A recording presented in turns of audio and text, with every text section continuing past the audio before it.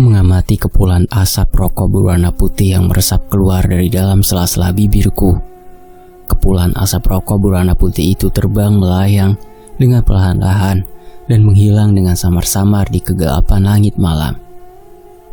Sudah sekitar 1 minggu ini, aku menginap di rumah lama pamanku, yang merupakan kakak tertua dari ibuku. Sudah sekitar 1 minggu ini aku melarikan diri dari keruwetan dan kesibukan kehidupanku di kota XXX. Sudah sekitar 1 minggu ini aku meninggalkan pacarku, Ratna, yang sedang hamil 4 bulan. Aku membutuhkan waktu untuk menyendiri dan menjauh dari segala kepenatan dan permasalahan hidupku. Aku terus terang belum siap untuk menjadi seorang ayah. Umurku masih 28 tahun. Aku masih ingin bertualang dan hidup sendiri. Tapi takdir berkata lain. Pacarku tiba-tiba hamil. Padahal aku memakai alat pengaman ketika melakukannya dengannya. Mungkin alat pengamannya bocor, ataukah Ratna melakukannya dengan pria lain dan kebobolan? Tak tahulah. Gimana pun juga aku adalah pacarnya. Aku harus bertanggung jawab sebagai lelaki sejati. Namun aku sekarang ingin lari dulu dari tanggung jawab yang menungguku di kota tersebut.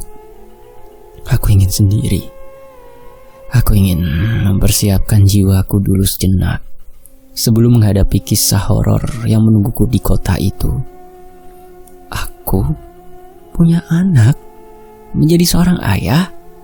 Aku bergidik ngeri, membayangkan bagaimana caranya aku yang tidak mumpuni dan tidak mapan ini harus menjadi seorang ayah dalam waktu dekat. Rumah lama pamanku ini terletak di desa terpencil, di lereng pegunungan yang cukup terkenal di kalangan klub pendaki gunung di Provinsi Jawa Timur. Ukuran rumahnya cukup kecil, luasnya sekitar 150 meter persegi saja perkiraan. Namun pekarangannya sangat luas. Bagian belakang rumah lamanya ini berbatasan dengan hutan pinus yang sangat lebat. Pamanku sudah tidak bertempat tinggal di rumah lamanya ini lagi sejak 13 tahun yang lalu. Sejak tanteku meninggal dunia. Penyebab meninggal dunianya tanteku ini masih misterius. Pamanku berkata bahwa tanteku ditemukan sudah dalam keadaan tidak bernyawa dan tergeletak di atas tanah di bagian belakang rumah lama pamanku. Ketika pamanku mengabarkan bahwa tanteku sudah meninggal dunia kepada ibuku, suaranya terdengar gemetar dan gelisah. Anehnya juga, aku dan keluargaku tidak diperbolehkan oleh pamanku untuk melihat jenazah tanteku. Pamanku segera mengubur jenazah tanteku di dalam tanah di bagian belakang rumah lamanya. Segera setelah tanteku meninggal dunia, beberapa tetangga rumah pamanku memberitahu ibuku bahwa tanteku kemungkinan tidak sengaja dibunuh oleh pamanku ketika mereka sedang cekcok bertengkar.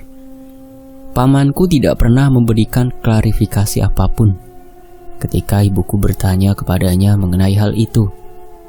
Memang pamanku ini orangnya sangat pendiam dan tertutup, sangat misterius. Paman dan tanteku tidak memiliki keturunan. Tanteku sempat hamil sebanyak beberapa kali, namun tidak satupun janin di dalam perutnya yang berhasil bertahan hidup. Kasihan dan tragis sekali hidup tanteku ini. Sekitar 13 tahun yang lalu, pamanku menjual seluruh bidang sawahnya kepada petani kaya di daerah desanya. Sepeda motor dan mobil tuanya pun dijual juga kepada petani kaya tersebut. Namun anehnya, ia tidak menjual rumah lamanya ini. Ia membiarkan rumah lamanya ini mangkrak dan tidak terurus selama 13 tahun terakhir ini. Pamanku sekarang bertempat tinggal di desa lain, yang letaknya sangat jauh dari desa asalnya ini. Ketika aku menelpon handphonenya dan meminta izin untuk menginap di rumah lamanya ini selama beberapa hari, ia hanya berkata, "Ya, silahkan, hati-hati." Singkat, padat, dan misterius. Aku menghabiskan waktu selama 3 hari penuh untuk membersihkan dan merenovasi rumah lamanya yang sudah mangkrak selama 13 tahun terakhir ini. Kotor sekali rumah lamanya ini. Banyak sekali atapnya dan temboknya yang rusak Suasana di dalam rumah lamanya juga sangat suram. Penerangannya sangat minim dan ruangan-ruangannya terasa lembab. Banyak sekali tetangga rumah lama pamanku ini yang sudah berpindah tempat tinggal ke desa-desa yang lain. Kalau malam hari seperti ini, hanya terdengar suara hembusan angin dan suara-suara hewan nokturnal. Menyeramkan sih sebenarnya, sepi sekali juga. Namun, aku memang ingin menyendiri selama beberapa waktu. Jadi, rumah lama pamanku ini benar-benar sangat tepat untuk digunakan olehku menyendiri selama beberapa waktu. Mulutku menguap lebar. Aku menengok jam tanganku. Sudah jam 11 malam. Tak terasa, aku sudah duduk di bagian belakang rumah tua pamanku ini selama 1 jam. Aku sudah merokok sebanyak 8 batang. Tidak ada yang bisa aku lakukan di rumah lama pamanku ini selain tidur, memasak, makan, merenung, melamun, merokok, dan berjalan-jalan santai sebentar di dalam hutan pinus lebat di siang hari. Sinyal handphone di sekitar rumah lama pamanku ini sangatlah jelek. Aku tidak bisa menelepon siapa-siapa, dan aku tidak bisa browsing atau menonton film secara streaming. Aku menghela nafas panjang dan beranjak di atas kursi kayu dengan cepat. Udara malam ini terasa lebih lembab dan dingin daripada biasanya. Tubuhku berkedip kedinginan. Ada sesuatu berwarna putih yang terbang dengan cepat di antara pepohonan pinus. Aku tersentak kaget. Mungkin binatang liar? Aku mendengar ada suara nyanyian merdu perempuan dari arah bagian dalam hutan pinus yang lebat. Suara nyanyian perempuan itu terdengar jauh dan menggema. Terdengar seperti nyanyian lagu Jawa tradisional. Hatiku merasa penasaran oleh suara nyanyian merdu perempuan itu. Suara nyanyian perempuan itu benar-benar merasuk ke dalam pikiranku. Suara nyanyian itu terdengar menenangkan hati. Aku menyalakan fitur senter di handphoneku. Aku mengarahkan cahaya senter handphoneku ke arah pepohonan pinus yang lebat. Hatiku terkesiap. Aku melihat ada sesuatu yang berpindah-pindah dari pohon satu ke pohon yang lainnya. Sesuatu itu terlihat seperti manusia yang telanjang dan tubuhnya berwarna putih pucat. Aku terus mengarahkan cahaya senter handphoneku ke arah pepohonan pinus yang lebat. Sesuatu itu tiba-tiba berhenti di atas dahan pohon pinus tinggi yang jaraknya sekitar 100 meter dari tempatku berdiri. Sesuatu itu menengokkan wajahnya ke arahku. Wajahnya terlihat pucat sekali. Rambutnya hitam, panjang seleher, dan aut-autan. Kedua bola matanya berwarna hitam pekat. Hidungnya pesek. Bibirnya yang tipis menyeringai lebar. Aku tidak sempat melihat tubuhnya dengan jelas. Yang pasti, tubuh sesuatu itu berukuran setengah ukuran tubuh manusia, dan tubuhnya telanjang bulat. Sesuatu itu tiba-tiba melompat dengan cepat ke dalam kegelapan hutan pinus yang lebat, meninggalkanku yang sedang berdiri terpaku dengan bibir yang terbuka lebar.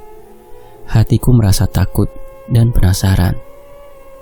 Makhluk apakah tadi itu? Manusia? Bukan. Binatang liar? Juga bukan. Kataku di dalam hati. Entah kenapa kedua kakiku tiba-tiba melangkah mendekat ke mulut hutan pinus yang lebat. Aku terus berjalan masuk ke dalam hutan tanpa arah. Aku baru menyadari bahwa suara nyanyian perempuan itu terdengar semakin dekat dan semakin keras. Kedua kakiku terus melangkah masuk ke dalam hutan pinus yang sangat lebat ini. Cahaya senter handphoneku terlihat kuning pucat dan berpendar-pendar. Aku mungkin sudah berjalan masuk ke dalam hutan sejauh 2 km. Ketika aku melihat sesosok perempuan yang sedang duduk sendiri di atas akar pohon pinus yang sangat besar ukurannya. Aku tahu dan aku sadar bahwa perempuan itu bukanlah manusia.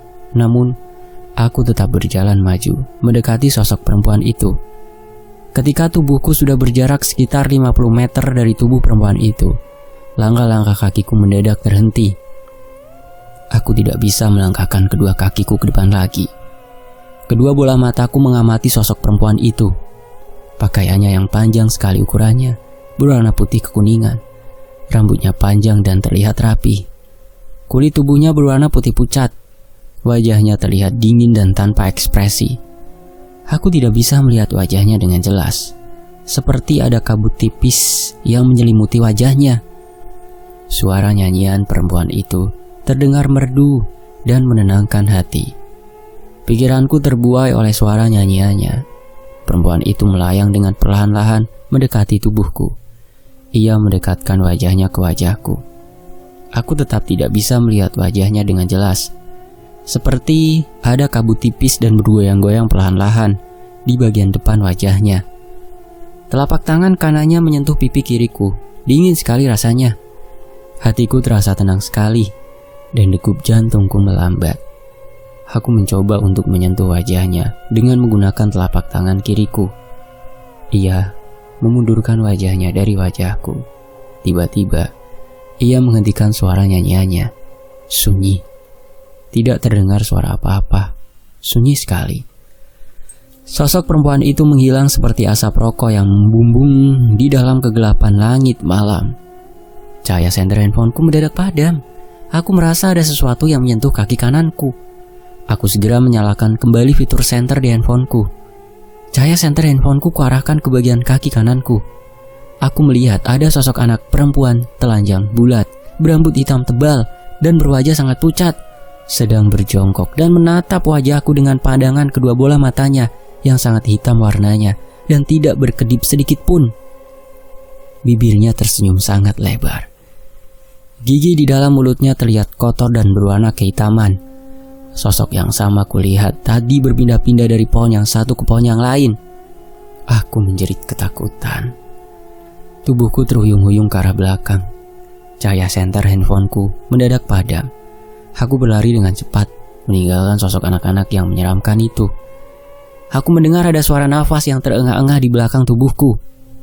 Sosok anak-anak itu mengejarku dengan cepat. Aku terus berlari dengan kencang. Suara nafas yang terengah-engah itu terus-menerus terdengar dari arah belakang tubuhku. Aku sudah berlari sangat jauh. Sosok anak-anak itu tetap mengikutiku. Hutan pinus yang lebat ini terasa tidak berujung. Aku tidak kunjung sampai di mulut hutan ini. Aku tidak bisa melihat rumah lama pamanku di dekat mulut hutan. Sekelilingku terlihat gelap sekali. Nafasku terdengar memburu. Detak jantungku sangat cepat. Pandangan kedua bola mataku mulai berpendar-pendar. Kepalaku terasa berdenyut-denyut. Ada sesuatu yang berterbangan di atas kepalaku. Aku menengokkan wajahku ke atas. Ada wajah perempuan yang sedang berada tepat di atas wajahku. Wajahnya pucat sekali. Rambutnya panjang dan terlihat tidak beraturan. Kedua bola matanya melotot. Bibirnya yang berwarna merah tua tersenyum dengan sangat lebar. Gigi di dalam mulutnya terlihat kecil-kecil ukurannya dan berwarna kekuningan. Bau nafasnya busuk sekali. Menyeramkan. Aku menjerit ketakutan. Wajahku membentur permukaan tubuh pohon pinus yang berukuran sangat besar. Tubuhku terpental ke belakang. Bagian belakang kepalaku membentuk permukaan tanah yang keras. Sakit sekali rasanya. Sosok perempuan dan anak-anak yang sangat menyeramkan itu mendadak menghilang. Lubang hidungku mengeluarkan darah segar. Bibirku terasa bengkak. Aku membangkitkan tubuhku dari atas tanah dengan perlahan-lahan. Nafasku terengah-engah. Kapok aku berjalan masuk ke dalam hutan malam-malam begini. Aku tiba-tiba melihat cahaya lampu rumah lama pamanku sekitar 200 atau 300 meter dari tempatku berdiri. Aku berjalan dengan cepat menuju ke arah cahaya lampu itu. Semakin aku mendekati cahaya lampu rumah lama pamanku itu, cahayanya terlihat semakin menjauh dan meredup. Aneh sekali. Aku terus berjalan menghampiri cahaya lampu rumah lama pamanku itu. Cahayanya terlihat semakin menjauh dan meredup. Aku mungkin sudah berjalan sejauh beberapa kilometer, namun aku tidak kunjung sampai juga di rumah lama pamanku. Cahaya lampu rumah lama pamanku terlihat menjauh dan perlahan-lahan menghilang. Tiba-tiba, di sekitarku menjadi sangat gelap. Kedua kakiku terasa sangat lelah. Tubuhku terasa sangat lemas. Aku merasa sangat haus. Perutku terasa mual. Aku terduduk terkulai di atas tanah. Kepalaku terasa berat. Terdengar suara bergemeretak di bagian belakang tubuhku. Seperti ada sesuatu atau seseorang yang melangkah dengan cepat, menginjak-injak dedaunan yang kering, dan menuju ke arah tubuhku. Aku menolehkan kepalaku ke arah belakang. Tidak ada siapa-siapa di sana. Gelap. Suara gemeretak itu mendadak terhenti, sunyi. Tidak terdengar suara apapun. Aku menengokkan kepalaku kembali ke depan. Dan kedua bola mataku terbelalak dengan lebar, melihat pemandangan di depanku. Bagian belakang rumah lama pamanku ada di depanku. Aku sedang terduduk di dekat kursi kayu di bagian belakang rumah lama pamanku. Aku telah sampai kembali di rumah lama. Aku menghela nafas panjang. Hatiku terasa sangat lega. Detak jantungku mulai melambat. Aku membangkitkan tubuhku secara perlahan-lahan dari atas tanah. Pantat dan kedua kakiku terasa sangat ngilu. Aku berjalan perlahan-lahan menuju ke pintu belakang rumah lama pamanku. Tiba-tiba, aku mendengar suara yang terdengar tidak asing dari dalam rumah. Suara nyanyian perempuan yang merdu. Dan suara anak-anak yang tertawa terkekeh-kekeh. Aku terbangun di tengah-tengah hutan pinus yang lebat. Hari sudah terlihat mulai pagi. Mungkin sudah sekitar jam 4 atau jam 5 pagi. Tubuhku terasa sakit semua. Kepalaku terasa pusing dan berdenyut-denyut. Aku tidak tahu seberapa lama aku tadi tidak sadarkan diri. Hal terakhir yang aku ingat adalah sosok perempuan dan anak-anak itu yang berdiri kaku di depan tubuhku. Dan suara nyanyian merdu sosok perempuan itu. Tubuhku ternyata sedang berdiri bersandar di depan permukaan pohon pinus yang ukurannya sangat besar. Kedua kakiku terasa ngilu. Aku seperti sudah berdiri selama berjam-jam di sini. Tiba-tiba, aku mendengar suara nyanyian merdu perempuan itu. Suara nyanyian itu terdengar semakin lama semakin dekat. Sosok perempuan itu tiba-tiba muncul di hadapanku. Ia menerkam tubuhku dan menggigit bahuku. Aku berusaha untuk mendorong tubuh sosok perempuan itu menjauh dari tubuhku. Namun tidak berhasil. Tubuhnya benar-benar terasa berat sekali. Aku segera menjambak rambut sosok perempuan itu dengan kasar, menggunakan tangan kiriku. Aku menarik kepalanya menjauh dari bahuku. Wajahnya terlihat berkabut dan pucat. Jari jemari sosok perempuan itu mencakar-cakar wajahku. Aku melepaskan jambakan tangan kiriku dari rambutnya dan genggaman tangan kananku segera aku pukulkan dengan keras ke permukaan wajah sosok perempuan itu. Ia terjatuh terkulai. Aku mendadak merasa seperti sedang kesetanan. Aku mencekik leher sosok perempuan itu erat-erat. Wajahnya terlihat berkabut dan berwarna pucat. Tubuh sosok perempuan itu meronta-ronta dengan hebat. Aku melihat ada batang pohon yang cukup lancip ujungnya tergeletak di sebelah tubuh sosok perempuan itu. Aku segera memungut batang pohon itu dan menusukkannya ke dada dan perut sosok perempuan itu berkali-kali. Sosok perempuan itu menjerit kesakitan. Tiba-tiba aku merasa ada yang mencekik leherku dari arah belakang. Aku segera memutar tubuhku ke belakang. Sosok anak kecil itu sedang mencekik leherku. Aku cepat-cepat menggoreskan ujung batang pohon yang lancip itu ke leher sosok anak kecil itu. Terdengar teriakan kesakitan sosok anak kecil itu yang terdengar menyayat hati. Lalu sunyi. Tiba-tiba sunyi. Tidak terdengar suara apa-apa lagi. Kedua bola mataku terasa sakit sekali. Seperti ada sesuatu yang masuk ke dalam kedua bola mataku. Perih sekali. Aku memejamkan kedua bola mataku. Aku membuka kembali kedua bola mataku. Beberapa detik kemudian, ketika rasa perih di dalam kedua bola mata sudah mulai menghilang, aku memandang sekelilingku. Aku tidak sedang berada di tengah hutan pinus. Aku sedang terduduk di atas lantai, di dalam kamar tidur Ratna, pacarku. Tubuh Ratna tergeletak tak bernyawa di atas lantai. Darah segar mengalir dari dalam bagian dada dan perutnya. Janin di dalam perutnya terlihat terburai keluar dan tak bernyawa. Kedua bola mata Ratna terbuka dengan lebar. Bibirnya terbuka sedikit. Ada darah segar yang mengalir dari dalam mulutnya. Aku menjerit histeris. Ada sesuatu yang menyentuh bagian belakang bajuku. Aku segera memutar tubuhku ke belakang. Tangan kanan ibu dari pacarku sedang berusaha menarik-narik bajuku. Ia terlihat merayap di atas lantai dan darah segar menyembur keluar dari bagian lehernya. Mulutnya dipenuhi dengan darah segar yang mengalir dengan deras. Ia berkata dengan suara yang terdengar lirih dan serak. "Teganya kamu!" Aku berteriak ketakutan. Air mata mengalir dari sudut kelopak mata kananku. Aku segera membangkitkan tubuhku dari lantai dengan cepat. Aku mendengar suara perempuan dan anak-anak yang tertawa melengking dan terkekeh-kekeh dari arah bagian dalam plafon kamar tidur Ratna. Aku merasa bahwa otakku sudah mulai gila. Aku tertawa terbahak-bahak dan menangis histeris. Tertawa dan menangis bergantian. Aku segera berlari meninggalkan kamar tidur Ratna. Aku berlari meninggalkan rumah Ratna. Aku berlari menjauh dari kejadian yang mengerikan itu. Dengan cepat dan dengan sekuat tenagaku, sekarang aku bertempat tinggal di suatu tempat yang sangat jauh letaknya dari kota asalku. Sangat jauh dari tempat kejadian yang mengenaskan itu. Aku sekarang bertempat tinggal di suatu ruangan yang sangat sempit dan pengap. Tapi tak apalah, yang penting ruangan ini sangat jauh dari kota dan tempat kejadian yang mengerikan itu. Aku adalah bajingan pengecut. Aku adalah pria yang kejam. Aku adalah psikopat yang telah membunuh pacarnya, ibu pacarnya, dan anaknya sendiri. Tapi tidak, aku bukan orang yang jahat. Aku membunuh mereka semua karena pengaruh dan halusinasi yang disebabkan oleh setan perempuan dan anak-anak yang jahanam itu. Semua ini adalah ulah setan perempuan dan anak-anak itu. Tapi aku tidak akan pernah bisa memaafkan diriku. Iya, aku tidak akan pernah bisa memaafkan diriku sendiri. Sebagaimana pamanku yang tidak akan pernah bisa memaafkan dirinya sendiri. Iya, benar. Pamanku tidak akan pernah bisa memaafkan dirinya sendiri. Pamanku telah membunuh tanteku karena pengaruh dan halusinasi setan perempuan dan anak-anak jahanam itu. Ya, benar. Pamanku memberitahuku semalam lewat mimpi. Selesai. Demikianlah dari Owen Siddhartha.